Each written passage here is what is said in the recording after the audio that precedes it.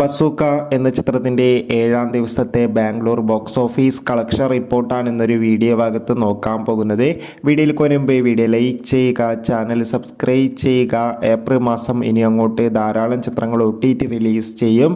നമ്മുടെ ഈ ചാനൽ ഭാഗം പരിശോധിച്ചാൽ നിങ്ങൾക്ക് കാണാൻ വേണ്ടി സാധിക്കുന്നതായിരിക്കും. മമ്മൂട്ടി, ഷൈൻ ടോം ചാക്കോ, ദിവ്യ പിള്ളെ എന്നൊക്കെ പ്രധാന കഥാപാത്രങ്ങളായ ചിത്രമായിരുന്നു ബസൂക്ക.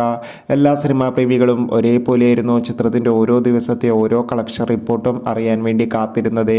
ഫൈനലി ചിത്രത്തിൻ്റെ ഏറ്റവും പുതിയ ബാംഗ്ലൂർ ബോക്സ് ഓഫീസ് കളക്ഷൻ റിപ്പോർട്ടൊക്കെ പുറത്തുവന്നിരിക്കുകയാണ്. ചിത്രത്തിന് അത്യാവശ്യം ഒരു വിജയം തന്നെയാണ് ഇപ്പോഴും പുറത്തുവന്നുകൊണ്ടിരിക്കുന്നത്.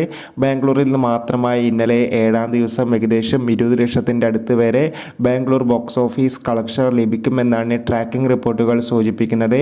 എന്തായാലും ബസൂക്ക എന്ന ചിത്രത്തിൻ്റെ കൂടുതൽ ബോക്സ് ഓഫീസ് കളക്ഷൻ റിപ്പോർട്ടിനായി കാത്തിരിക്കാം. ചിത്രം കണ്ടവരുടെ അഭിപ്രായം കമൻറ്റ് ചെയ്യുക. അടുത്തൊരു വീഡിയോയിൽ കാണും വരെ ബൈ.